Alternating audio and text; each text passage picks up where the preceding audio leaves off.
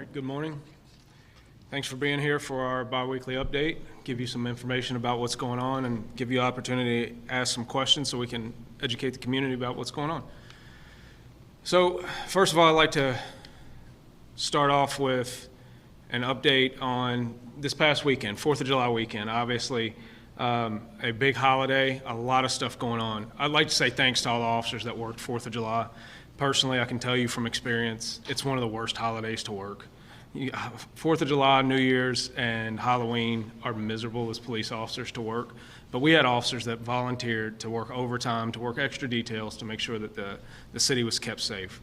We have a city that has a lot of places to go, a lot of things to do and celebrate, and we're fortunate to have people that are out there willing to work on those holidays and keep us safe. And fortunately, we had no major incidents in many of our entertainment areas because those officers were out there putting in all of that extra work to keep us safe. So I want to give a shout out to them and thank you to everybody, and I hope everybody in the community had a good time this weekend. Now, as far as the crime overview, the numbers right now are still trending in the right direction. We're about 33% down on homicides, a little over 30 on shootings.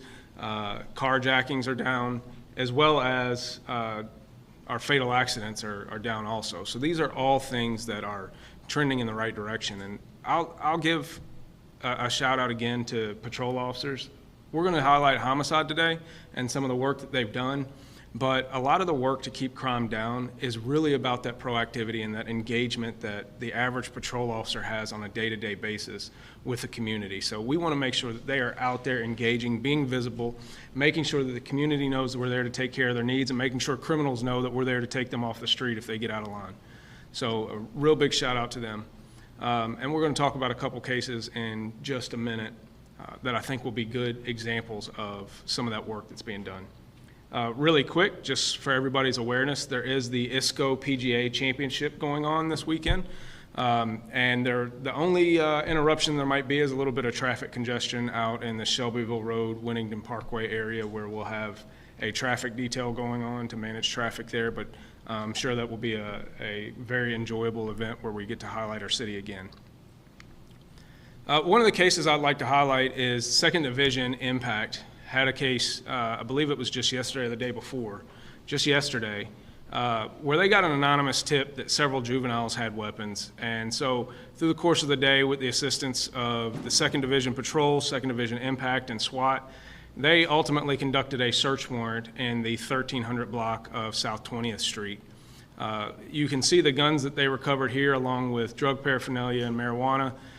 In this case, we're talking about 1 adult and 3 juveniles being arrested and getting these guns off the street. We've talked about juvenile crime in the past. We know it is a source of frustration, not just for the police department, but for the community. And we're going to continue to do what we can. We need the community's help in dealing with juvenile crime. Ultimately, it is the parents and the community's responsibility to take care of this. You need to know where your kids are.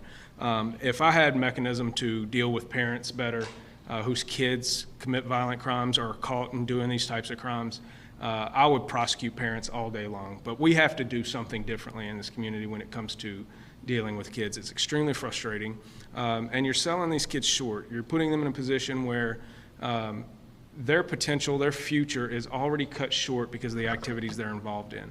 And we want to make sure that they have a safe, healthy childhood where they can grow and be prosperous and be a part of a vibrant community that we're all proud of. So I'm putting that call of action out to the community, to parents, to neighbors. Get these kids in line. Make sure you know where your kids are. It is unacceptable if you don't know what's going on in your 15-year-old's life. Plain and simple. Another great piece of work in collaboration between some of our investigative units, our specialty units, as well as patrol. So a carjacking happened just yesterday also around Preston and Outer Loop. It was immediately assigned to the robbery unit, where Detective Ashley Schaefer took lead in the case. Ultimately, just a few hours after the carjacking, the vehicle was located down in the Portland area. Turned into a short pursuit, and then these 2 suspects decided to run on foot, and instead they just went to jail tired. So another really, really good example of collaborative police work, proactive police work, of officers who are out there looking for bad guys And these couple of guys who were preying on our community, and hopefully justice is served and keeps them in jail for an extended period of time until they learn how to play by the rules. Another case I want to give a shout out to and a highlight to is this homicide arrest that was just made over the past weekend.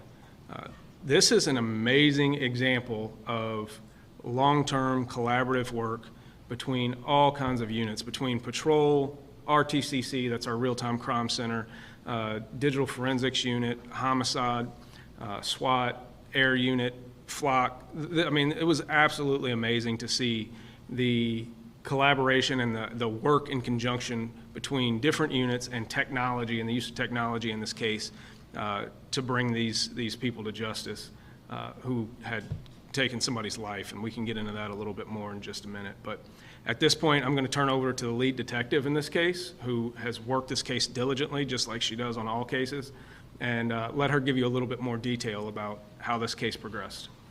Detective Lindsay Lynch. Good afternoon. I'm Detective Lindsay Lynch. I started working this case. The homicide actually occurred on April 13th, 2025. It was in the Russell neighborhood. It occurred at West Chestnut and Dr. W.J. Hodge. It was at 8:30 p.m. that night. Basically what occurred was there was the victim was in his vehicle driving down West Chestnut, and when he was stopped at a red light, and the suspect vehicle approached next to him and opened fired on him and struck him, and then he remained inside of his vehicle until the 1st Division officers were able to get there and assist him with medical until EMS arrived, and then they transported him to University of Louisville Hospital, where he later died. The victim in this case, his name was Wayne Woods Sr. RTCC was able to locate the vehicle. It was a black Durango that was fleeing from the scene. They were able to locate that. And from there, we were able to kind of follow the vehicle and get some information from it. We were able to identify 2 people that were involved in the homicide. There was actually 2 vehicles that ended up being involved. It was the driver of the black Durango, which was the actual vehicle that committed the homicide. That driver, his name was Maurice Hurd Jr., and the secondary vehicle that was involved, his name, the driver of that vehicle's name is Joseph Coggins. They were taken into custody just recently on July 3rd. It was a very long investigation. Lots of people were involved.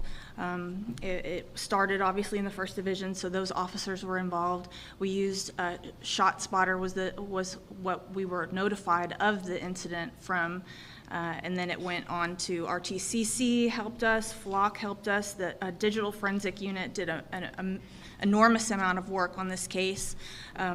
We used, I would say, probably between 20 and 30 cameras from RTCC and Flock, but then local businesses assisted us, which was a huge help to us. The amount of video that we received from local businesses was an enormous help on this investigation. We went on, when they were taken into custody, we had the Criminal Interdiction Division. The Firearms Intelligence Squad was who assisted us with that. SWAT assisted them, the K-9 unit, 4th Division officers. I believe the chief mentioned the Air 30, K-9, Elemental, VCU. It was a huge collaboration. So like I said, we've had 2 arrests so far that occurred on July 3rd. Those arrests, also, they were able to recover a gun, a large amount of fentanyl, ecstasy pills, cocaine, and U.S. currency. But I think that what we really wanted to talk about was that the technology that was used in this case, and how technology is constantly updating, and so is LMPD.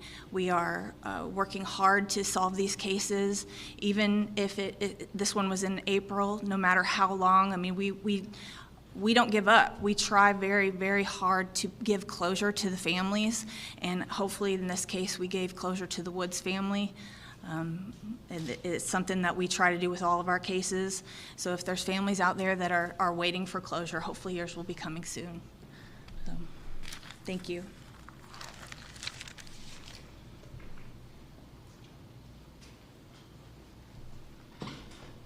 So again, great job to Detective Lynch and all of the homicide unit and all of the different units and people that collaborated to make that happen.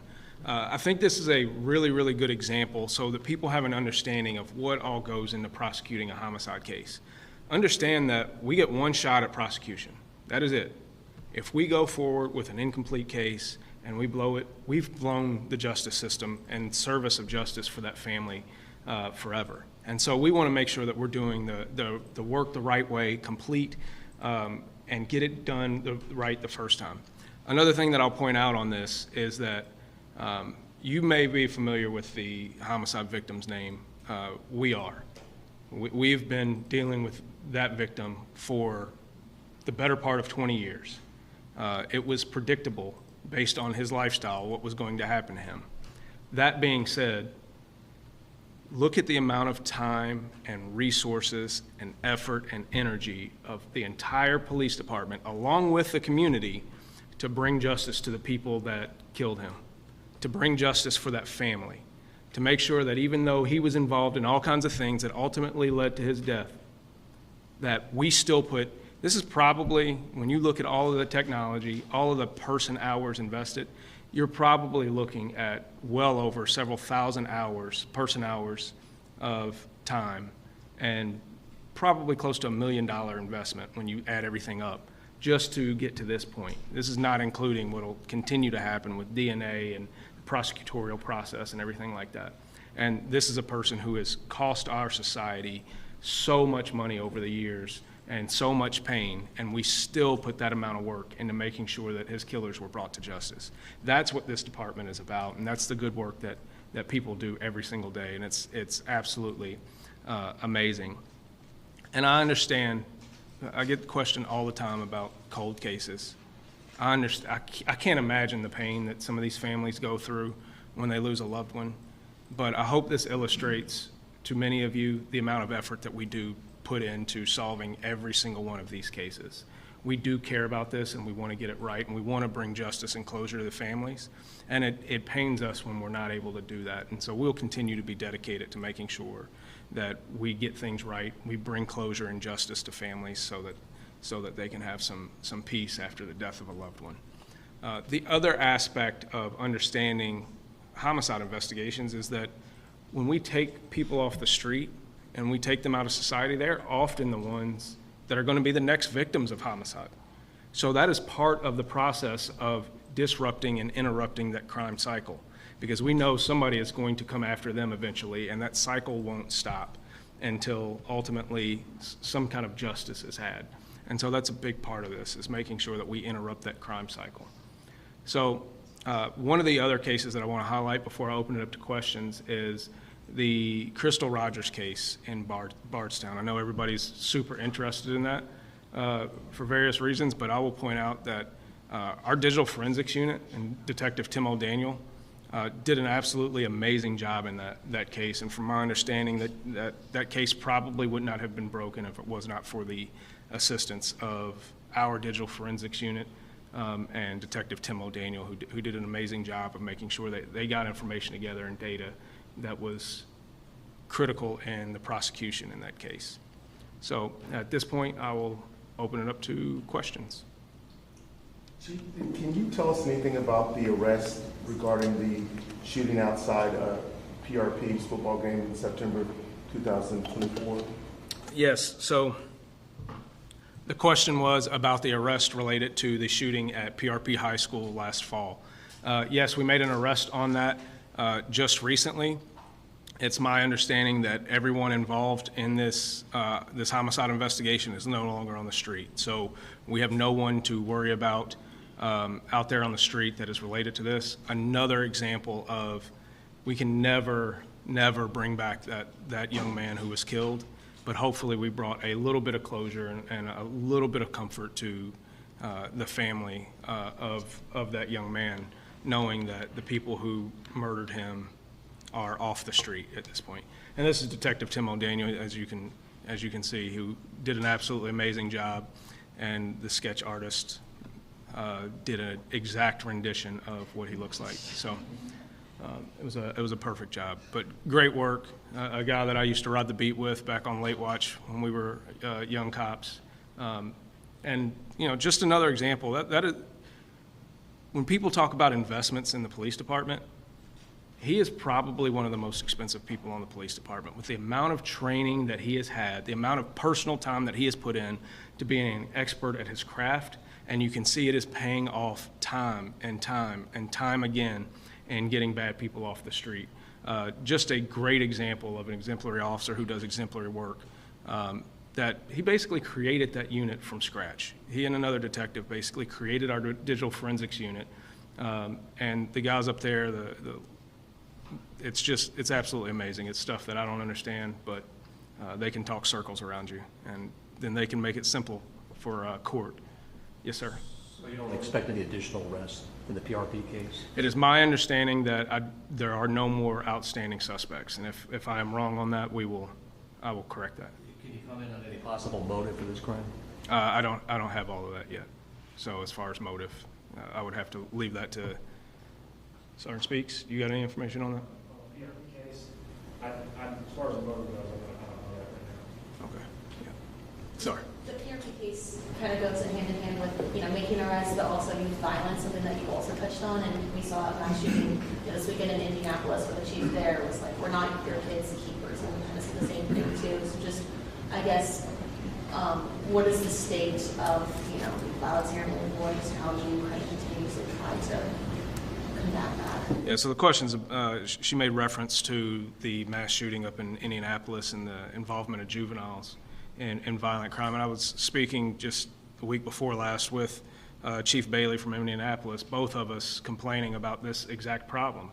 And I share his sentiments. This is extremely frustrating. And if you have a 15, 16-year-old and you don't know that they're involved in this, that is a problem. And I find it hard to believe that people say that they don't know where their kids are.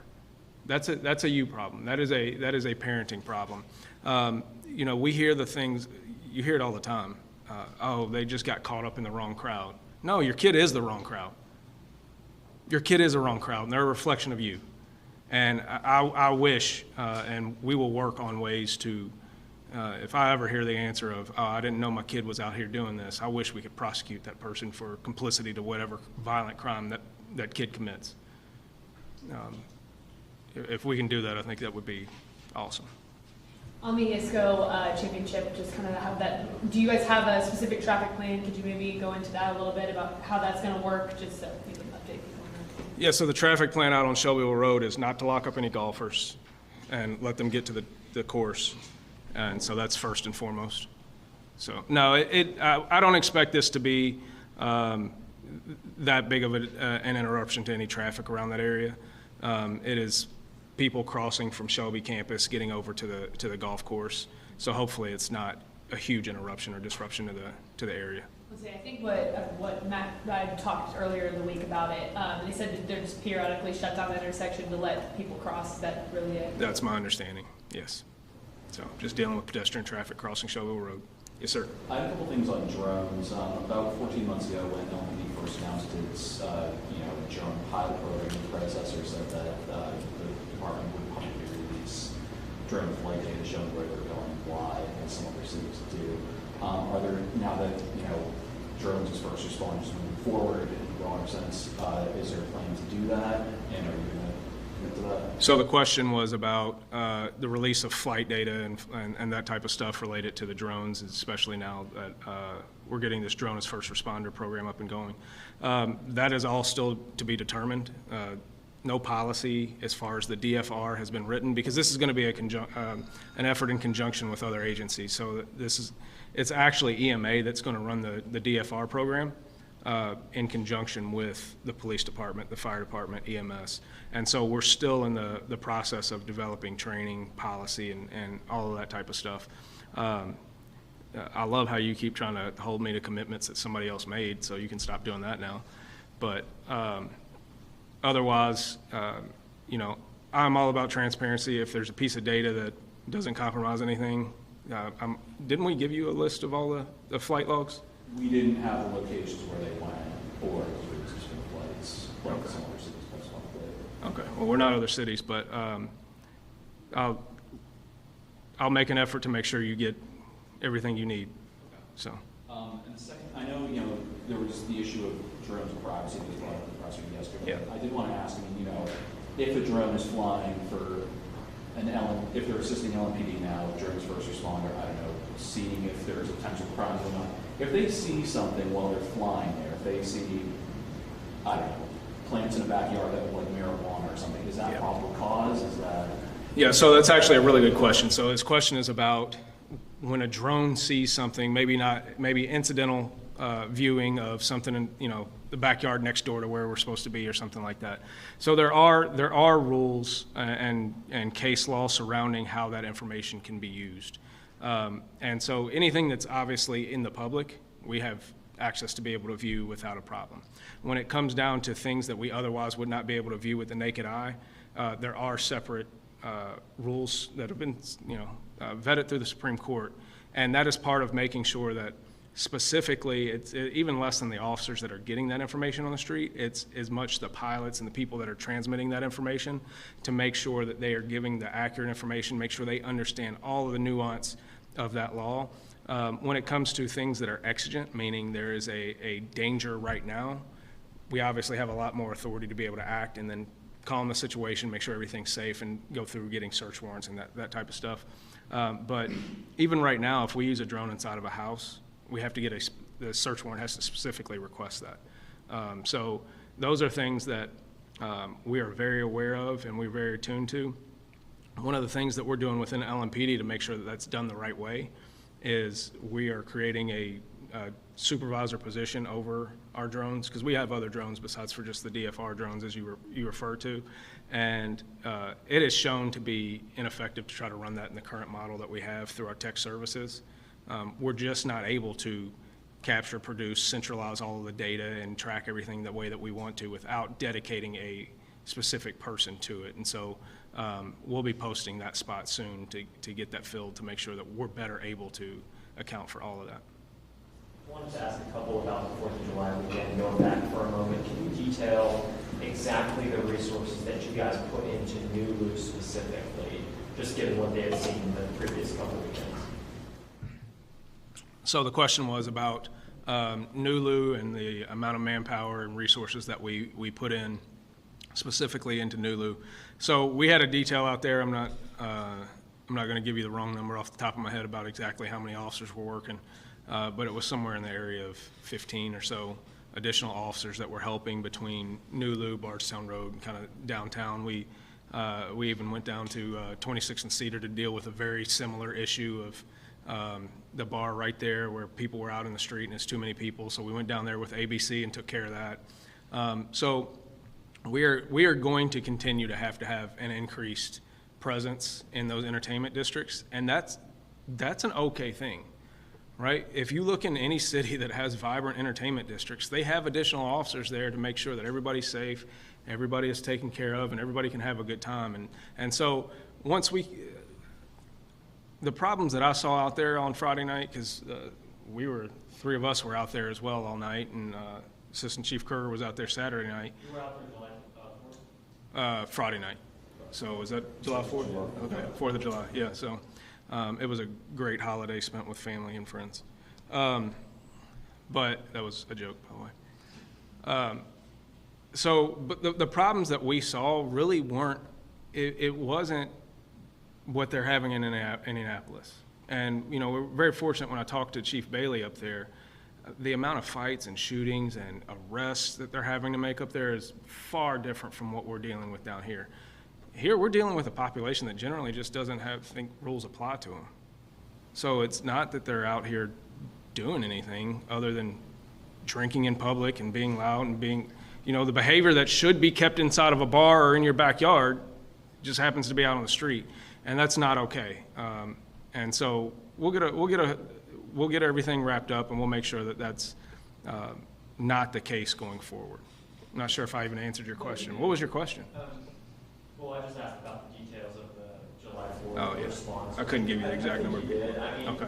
my follow-up to that, though, is, you know, I know you guys had increased presence in Bardstown Road after all that happened. Now, we know Waterfront Park has been a thing for many, many months. I see them all the time parked out there.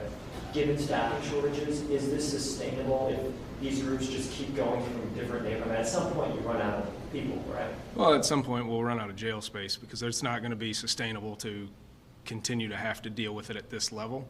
But if you recall, I don't think you were around back when we did have problems at the bridge in Waterfront Park. And you all remember, we ended up having to put a lot of officers down there for a period of time to make sure that we got that problem under control.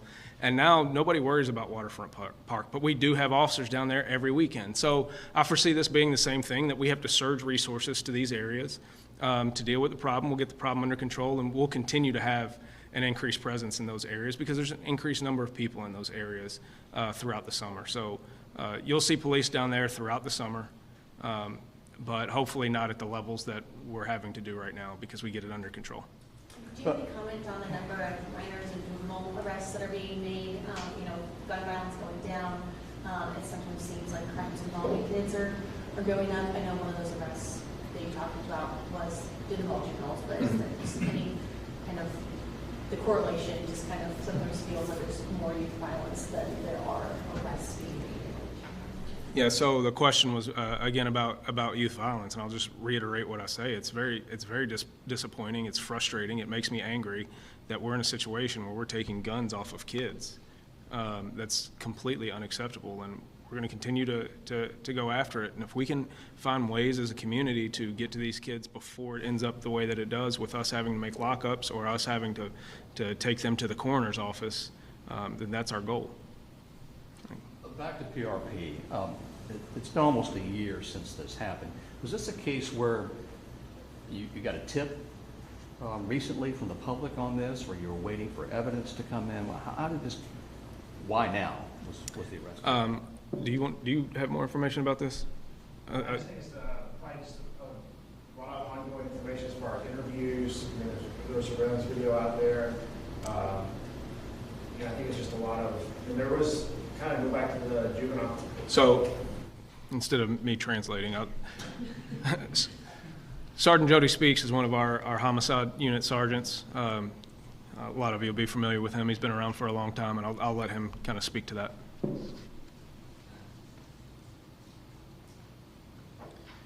I think kind of going back to what the chief said with the juveniles, I mean, I think that was a case where there's a lot of juveniles that went back and forth, a lot of issues kind of there at the incident. And kind of leading up to that, there's a lot of back and forth between juveniles there.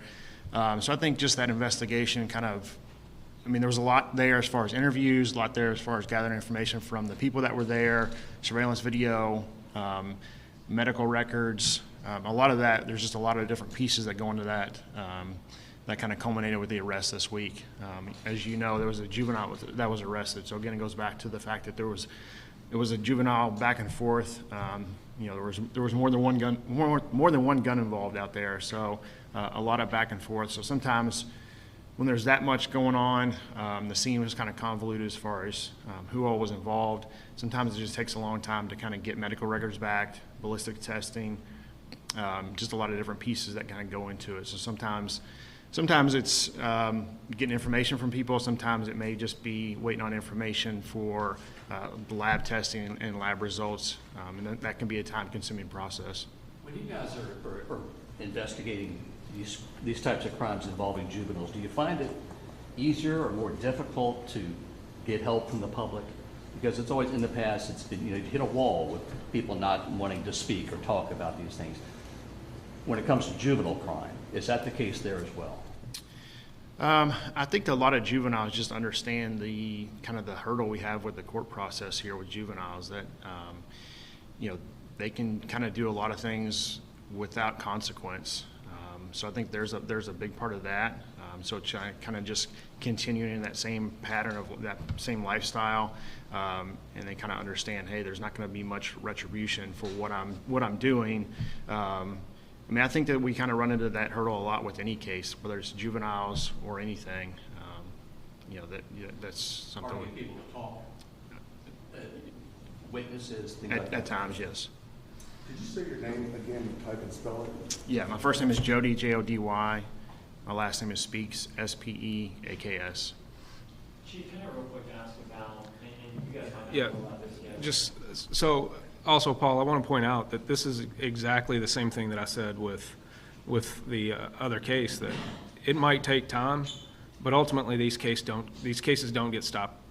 You know, they don't stop working these cases, and they want to make sure that whether it takes a day, 10 days, 10 months, 10 years, we're going to continue to make sure that we work to get all the information to bring these people to justice. We have a reporter who's following up with, in Shawnee Park, there's a major basketball court there where they do the dirt bowl. Looks like someone was just doing donuts around there, pretty severe vandalism, obviously it wrecks the court, doesn't look anything like it did before. You guys know anything about that? Would you like to comment on that at all, that kind of activity? I personally don't have enough detail about that right now to speak on it. Just do a couple more. Chief, was there a third suspect in the case involving Wayne Woods Sr.? Anything additional beyond these two suspects right now, we're going to keep that for the investigation. Okay, and just finally for me, the neighbors in that area were kind of praising the officers. I mean, it could have been a lot worse, but you guys pursued them into that area. Could you just speak to that? So, like I said, this took a lot of coordination. He was talking about how much worse this arrest itself could have gone. Anytime you're arresting somebody for murder, obviously they've already shown the propensity to commit violent crime. There's a probability that they're armed, and they know that there's the possibility that they're going to jail possibly for the rest of their life.